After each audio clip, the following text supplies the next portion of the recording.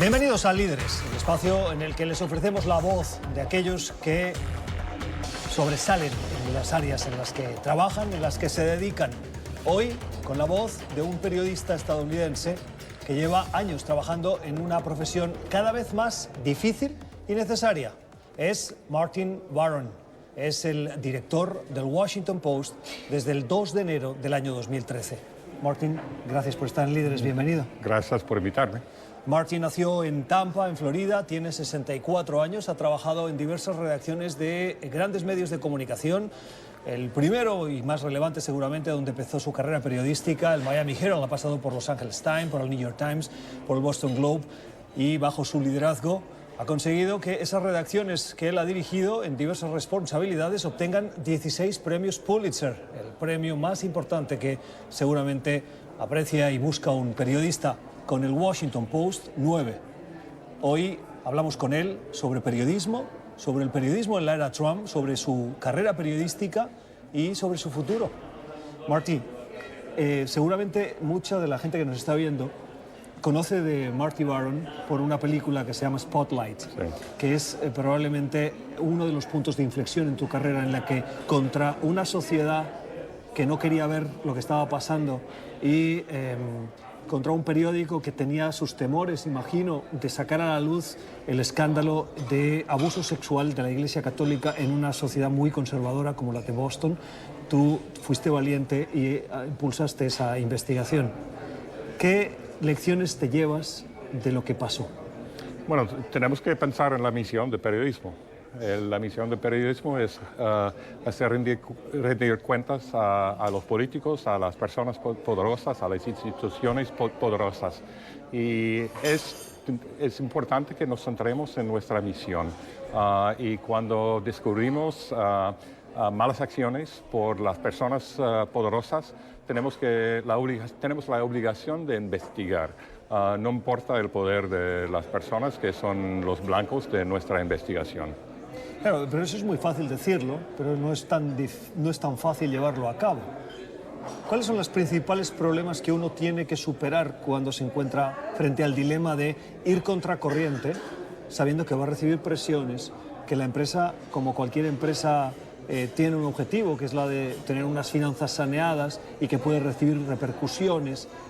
¿Cómo hacer frente a ese momento difícil que luego llena de gloria, pero que en el momento de dar el paso y de la denuncia uno enfrenta muchos cuestionamientos? Bueno, yo quiero decir que en periodismo es importante tener dos cosas. Es importante tener un alma. Tenemos que entender nuestra misión, el propósito central de nuestra profesión. Y es importante tener una columna vertebral, tener la fortaleza de hacer nuestro trabajo. Y en el Boston Globe, en la redacción del Boston Globe, obviamente ha habido una historia de investigaciones en ese periódico y los periodistas ahí, ellos tienen están dispuestos a hacer las investigaciones y obviamente era un tema muy sensible y había algunos temores que íbamos a perder suscriptores, pero tenemos que centrarnos en la misión y tener la fortaleza de perseguir esa misión, de cumplir la misión. ¿Tuviste miedo? No, verdaderamente no. ¿Tuviste dudas? No, porque había mucha evidencia de malas acciones por los sacerdotes, por los obispos, por la Iglesia Católica. Hubo un encubrimiento de los hechos y tenemos la obligación de desenterrar los hechos cuando las personas poderosas y las instituciones poderosas tratan de esconder los hechos.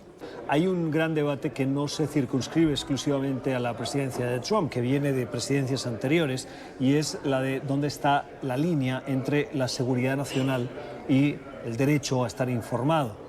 Es aquella en la que los periodistas conocen información que, si revelan, pueden poner en peligro la seguridad de su propio país, y dónde está ese espíritu periodístico que lleva a decir no, hay que denunciar ¿Cómo lidian en el día a día cuando reciben esa información que forma parte de información clasificada, que afecta a la seguridad nacional, para decidir qué se publica y qué no?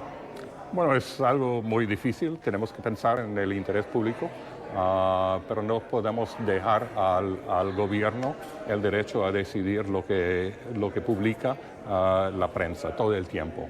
Obviamente en el sistema estadounidense hay una tensión entre el gobierno y la prensa y hay varias decisiones. Pero siempre pensamos en el interés público y tenemos conversaciones con las agencias de inteligencia sobre los asuntos más sensibles, los secretos más sensibles.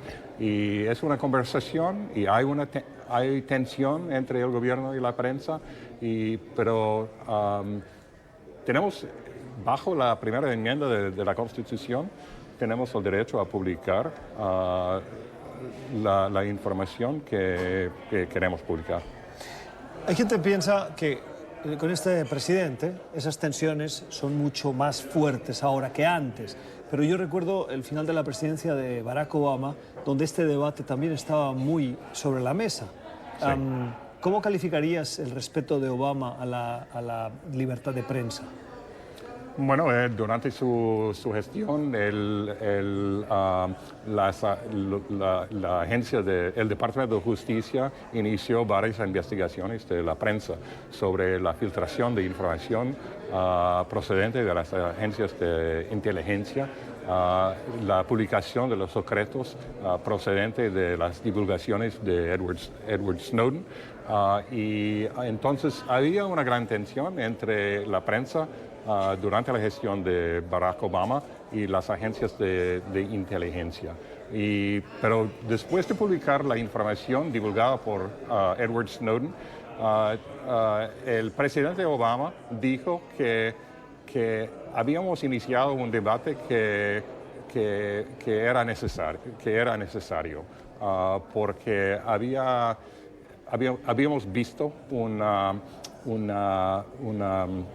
intrusión en la privacidad de muchos estadounidenses. En Líderes, hoy conversando con el director de El Washington Post, en una conversación sobre periodismo, seguridad nacional, libertad de expresión, libertad de prensa, la relación con el gobierno del periodismo, la relación del periodismo con los poderosos. Hay un fenómeno en Estados Unidos que se da y que no es exclusivo de Estados Unidos, y es que la crisis económica del 2007, del 2008, golpeó a muchas industrias. El periodismo, la comunicación no es una excepción. Quienes parece que más lo sufrieron fueron los medios pequeños, los medios locales en Estados Unidos, que o han tenido que cerrar sus ediciones en papel, cuando no, han tenido que cesar completamente sus operaciones. ¿Está retrocediendo el derecho a estar informado de los estadounidenses debido a esta crisis económica? Sí. La crisis de periodismo en los Estados Unidos es en gran medida una crisis de los medios locales. Los medios nacionales han tenido más oportunidades de ganar dinero, de obtener más fuentes de ingresos. No dependen solamente del mercado de publicidad. Pueden enganchar a más lectores, pueden obtener más suscripciones, y los medios locales tienen menos oportunidades de hacerlo. Tienen que pensar en sus estrategias durante una época digital. Y es más difícil para ellos en comparación con las oportunidades para los medios nacionales. ¿Está condenado el periodismo de papel a desaparecer? Bueno, probablemente sí. Hemos visto una disminución en la circulación de los periódicos impresos, y eso supongo que va a continuar, porque hay que reconocer que vivimos en un mundo digital, que la mayoría de la gente recibe su información de maneras digitales, en particular por los dispositivos móviles. Y es un hecho, es la realidad, y tenemos que abrazar esa realidad y dominar las nuevas maneras de difundir información. ¿El Washington Post es un medio local con miras internacionales o es un periódico internacional que tiene una sección local? Bueno, es un medio nacional con vista al mercado internacional que cubre también su comunidad local. ¿Qué es más importante para el Post? El mercado nacional, sí. Por encima Hemos crecido mucho por todo el país. Al fin del año pasado anunciamos que habíamos sobrepasado 1.500.000 suscriptores y hemos seguido creciendo. ¿Y el Washington Post, qué es lo que ha conseguido que no haya tenido el New York Times? Bueno, la cobertura de Edward Snowden y las revelaciones de Edward Snowden, éramos líderes en esa cobertura y el New York Times no era el líder en esa cobertura. Los ciudadanos que viven en el área de Washington, hablando de prensa local, ¿confían en el Washington Post para la información de proximidad también? Sí, yo creo que sí. Creo que sí. Tenemos la más circulación en nuestra comunidad en comparación con cualquier otro medio. No hay ninguna comparación con otro medio. Hablemos de la información internacional vinculada a América Latina. Muchos de nuestros televidentes nos ven en el continente americano. ¿Qué busca el Washington Post cuando mira hacia el sur, más allá de Key West y del Río Grande? Bueno, estamos interesados en cubrir lo que pasa en América Latina. Obviamente hay muchos temas importantes para cubrir, los cambios en los gobiernos ahí, los cambios en las políticas, lo que está pasando en Colombia, en Venezuela, en México, con el cambio de gobierno, en Argentina, con Bolsonaro, en casi todos los países de América Latina hay mucho que cubrir. Y durante el año pasado añadimos un corresponsal. Él está trabajando en Brasil, en Sao Paulo, y añadimos un corresponsal en la Ciudad de México, en DF. Y nosotros estamos pensando en seguir añadiendo corresponsales en la región. Y estamos pensando también en un mercado potencial para la cobertura del Washington Post, para nuestro periodismo. Y anunciamos hace unos meses que íbamos a lanzar una sección digital de opinión sobre América Latina con escritores latinoamericanos y vamos a lanzar un podcast en el mes de noviembre, espero.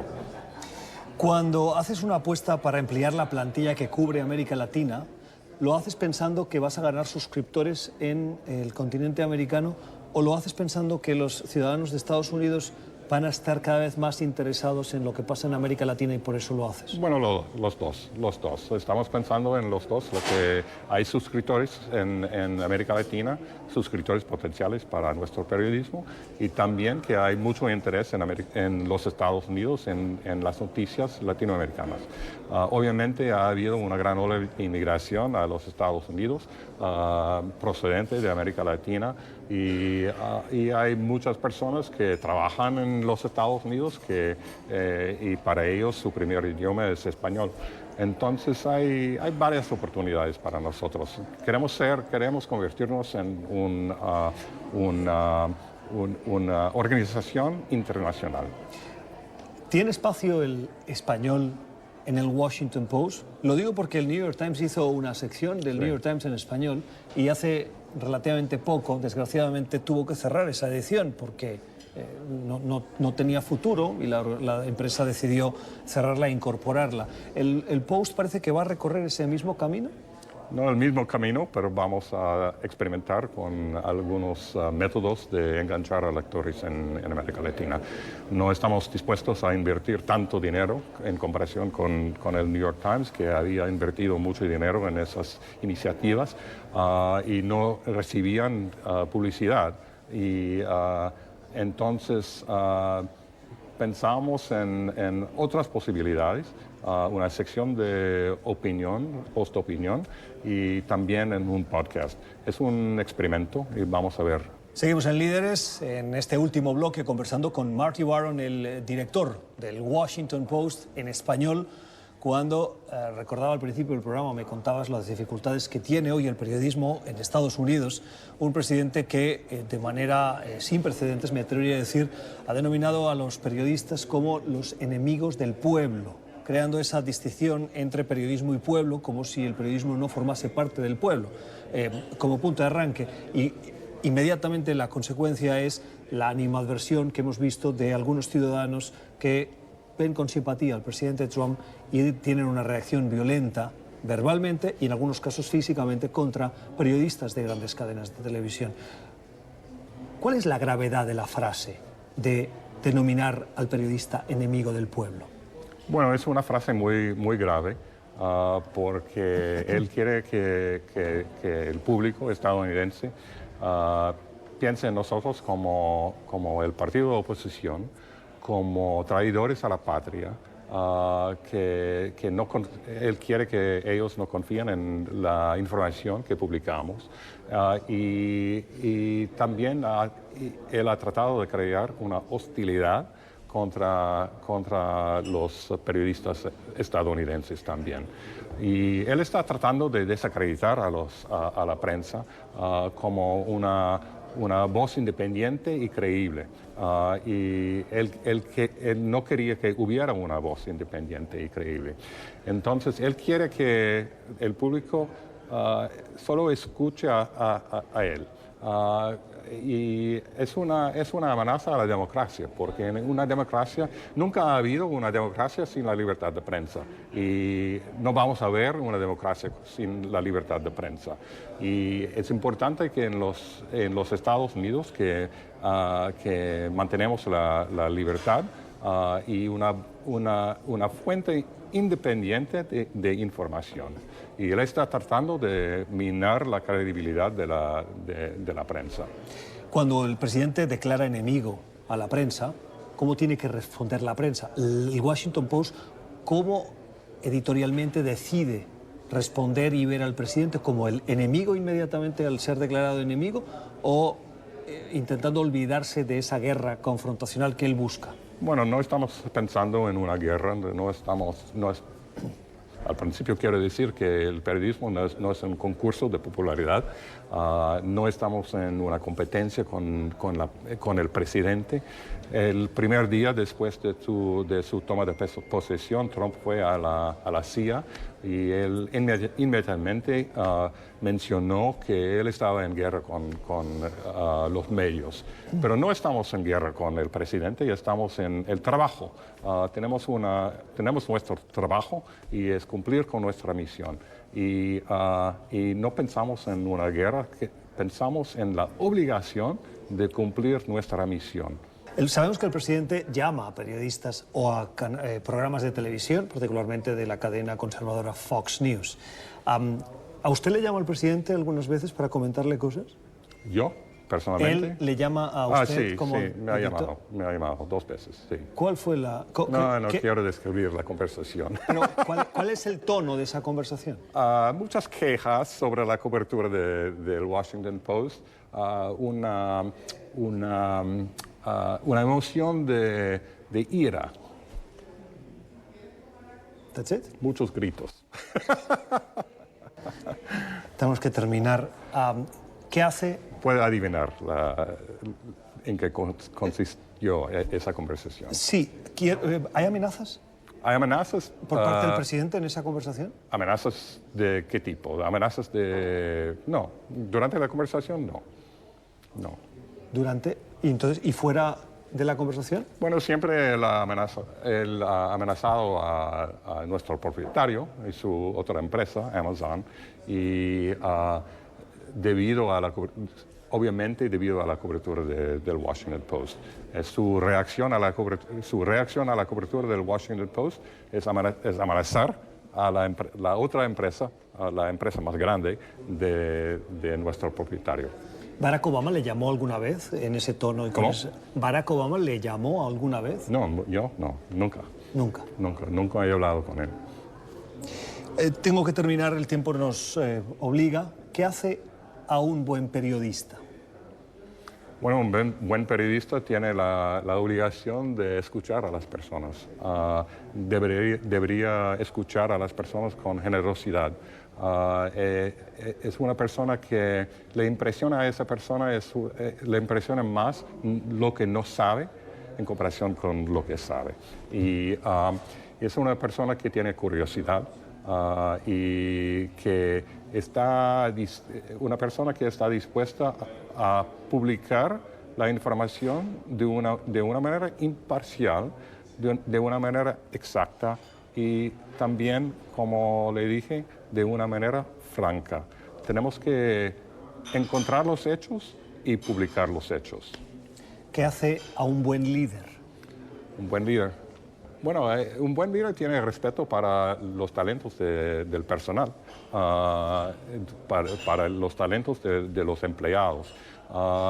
El líder tiene que escuchar también, tiene que escuchar sus colegas, porque tiene que aprovechar de los talentos y la dedicación y la energía de sus colegas. Y porque es una empresa, es un equipo, no es un líder no debe pensar solamente en sí mismo, pero debería pensar en sus colegas y debería reforzar la idea de la integridad de la empresa y de cada persona en la empresa. La voz de Marty Baron, el director del Washington Post, hoy en Líderes, con sus reflexiones sobre el periodismo, su relación con el poder y el futuro de esta profesión. Marty, gracias por haber estado con nosotros. Gracias. La próxima semana volvemos con más líderes aquí en este espacio en el que le abrimos la ventana a estas personas que lideran en sus ámbitos de competencia. Gracias por la generosidad de su tiempo. Feliz jornada.